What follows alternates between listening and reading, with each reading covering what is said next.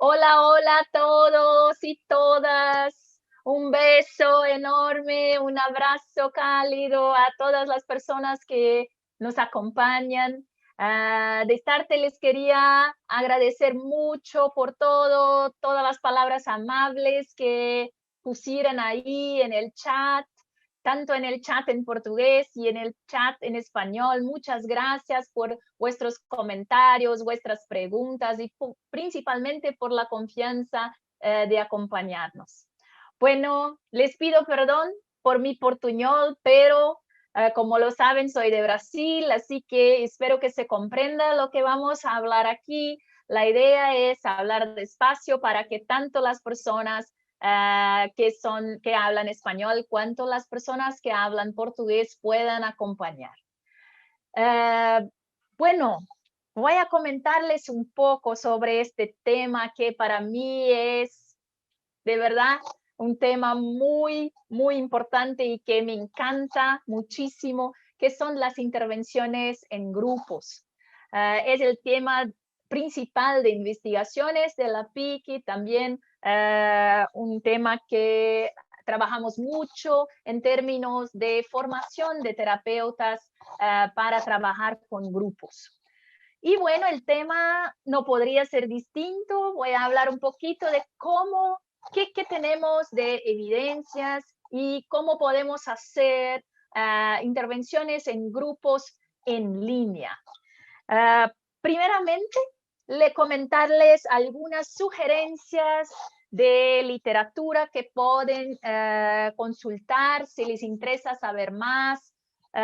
Por ejemplo, en 2017 publicaron Anderson y Carl Brink un paper muy interesante sobre intervenciones online en línea tanto individuales cuanto grupales. Y de verdad que es un texto genial. ¿Por qué? Porque hace un resumen de las evidencias, de cómo están las intervenciones basadas en la evidencia, tanto en términos de intervenciones individuales cuanto en términos de intervenciones grupales. Entonces, lo que presentan ahí en términos de las intervenciones grupales, por ejemplo, presentan que tenemos una enormidad de intervenciones, así como en las intervenciones presenciales, que son al menos tan basados en la evidencia, tan eficaces cuanto las intervenciones individuales. Y solamente esto ya sería un argumento, ¿no?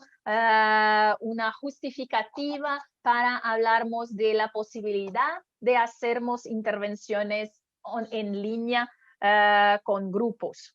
Les comento también un otro paper que hizo un ensayo clínico aleatorizado de 2015 de Knavel-Schrud, una investigadora alemana que hizo un ensayo clínico aleatorizado comparando intervenciones en línea para personas con trastorno de estrés postrauma, que es un trastorno complejo y que muchas veces pensamos que trastornos complejos en grupo y en línea probablemente no van a funcionar bien, no vamos a tener buenos resultados y los resultados que ella y sus colaboradores encontraran son de hecho animadores. Entonces, ya les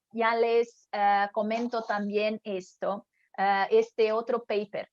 El otro paper que me gustaría comentarles también de 2015 es de un grupo de investigadores coordinados por Vallejo y ellos hicieron comparaciones de intervenciones grupales, presenciales y online en distintas perspectivas. Y lo que encontraron ellos fue que de verdad las intervenciones de grupo, presenciales y en línea, para los temas que ellos investigaran, la mayoría no presentó diferencia.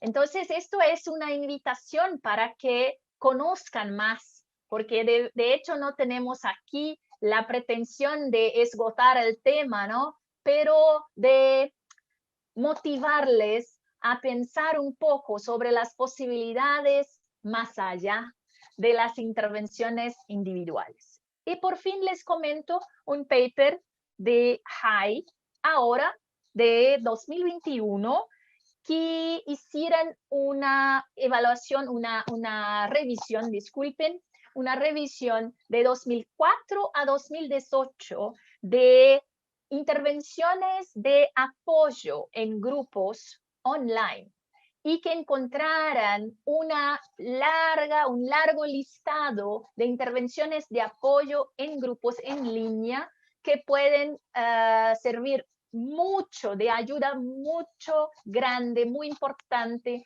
para nuestros sistemas de salud que de verdad, al menos en Brasil y lo que también me comentan en otros países de Latinoamérica, en general están saturados y las personas tienen poca oportunidad de acceso a intervenciones psicosociales o mismo psicoterápicas. Entonces, con esto les comenté algunas posibilidades de búsqueda de evidencias, de qué intervenciones en grupo, en línea, pueden ser eficaces. Pero necesito hacer una confesión. Si ustedes me preguntasen esto en septiembre de 2019,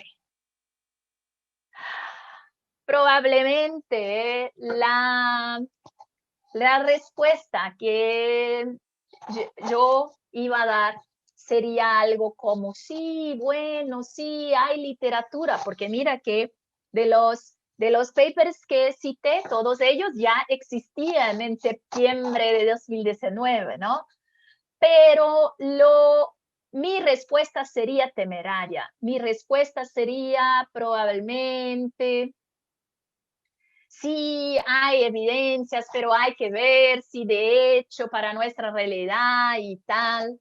Y bueno, llegó 16 de marzo de 2020 y se cambió nuestra vida, ¿no? Al menos este fue el día que se cambió muchísimo la mía, pero porque estoy encerrada desde este día. Entonces, ¿qué pasó? ¿Qué cambió? Cambió que de verdad nuestro mundo ahora es conectado, ¿no? Está conectado y nuestras intervenciones también. Entonces, de verdad les quería comentar un poco más allá de las evidencias. También las evidencias son importantísimas, pero también me gustaría comentarles un poco de nuestras experiencias.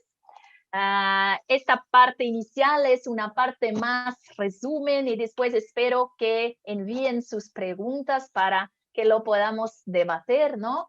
Pero bueno, entonces en marzo, de verdad en abril de 2020, como un laboratorio que hace un montón de intervenciones en grupo, necesitamos adaptarnos a nuestra nueva realidad y ver las evidencias y ver cómo lidiar con las diferencias y principalmente desarrollar habilidades que de verdad la literatura ya indicaba que había posibilidad de hacerlo, pero tal vez, al menos en mi caso y en el caso de mucha gente, no estábamos como en nuestro sitio seguro, no necesitamos hacer esto en línea, necesitamos interactuar personalmente, presencialmente. Entonces, les quiero comentar un poco de esta experiencia. Empezamos entonces en abril de 2020 a hacer varios estudios piloto, de verdad, experiencias piloto, de cómo adaptar las cosas que hacíamos para grupos en línea. Y de verdad que la motivación primera de todas fue que el sufrimiento de las personas era muchísimo y nos buscaban y nos sentimos como no sabemos exactamente cómo ayudar porque no tenemos la experiencia aún, pero no podemos negar la oportunidad de ofrecer lo que sabemos hacer. Y fue así que empezó un proyecto que tengo mucho amor por él, que se llama La PIC contra COVID, que fue un proyecto voluntario de algunas personas del laboratorio, algunas profesionales, psicólogas, posgraduandas, y yo, que empezamos entonces a trabajar con intervenciones grupales de psicoeducación, apoyo, todo junto para ayudar a las personas que nos buscaban, que estaban sufriendo muchísimo de ansiedad y estrés con todo esto de la pandemia. Tuvimos ahí la oportunidad de hacer grupos con profesores, con padres, con adolescentes, con personas en general que tenían elevadas tasas de ansiedad por la pandemia, y también profesionales de salud que estaban ahí directamente trabajando contra COVID, pero también profesionales de salud que no estaban tan directamente involucrados. Y empezamos entonces a descubrir algunas cosas muy interesantes, algunas de ellas justamente ya se presentaban en la literatura, pero otras, por ejemplo, que nos llaman la atención y que les gustaría de comentar en los minutitos que tengo para comentar ahora, pero después podemos hablar muchísimo. Una de las cosas que llamó mucho nuestra atención es que, por ejemplo, en las intervenciones presenciales, la literatura es bastante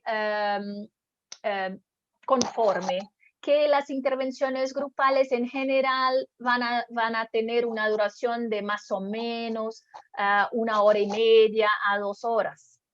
Y lo que llamó nuestra atención es que, por ejemplo, las intervenciones en línea en general necesitan ser un poco más cortas. Y esto es muy interesante porque si miraran ahí la presentación de Dr. Dobson, él también lo sugiere para las intervenciones individuales con personas con depresión.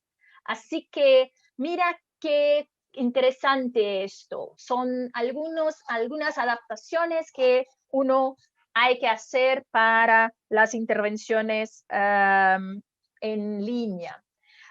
Otra cosa muy importante que me gustaría comentarles y después entonces pasar la palabra de vuelta ahí a Eliana, es con las variables del proceso. La condición de intervención en línea tiene un impacto importante en las variables de proceso. ¿Qué estamos hablando? El interactuar entre las personas es distinto en una versión aquí, en una versión intermediada por tecnología o en una intervención presencial. Pero también hay oportunidades en este proceso. Una cosa que me gustaría comentarles es, por ejemplo, cuando estoy en un grupo presencial, cuando yo estoy mirando a una persona, en general, yo percibo esta persona. Las otras personas las percibo, pero no en detalles. Pero ahora todos los pacientes, todos los integrantes del grupo están ahí de frente en una pantalla, así que puedo ver sus expresiones faciales directamente. Por otro lado, no puedo ver a quién miran. ¿Por qué? Porque de verdad están mirando a una cámara y yo no sé si miran para una persona del grupo, si miran al terapeuta, y esto todo influye en nuestras relaciones. Entonces, solamente algunos ejemplos que me gustaría comentarles y que podemos discutir más después de la presentación inicial de mi amiga Mara, que aceptó el desafío de estar en esta sesión más de interactividad. Muchas gracias.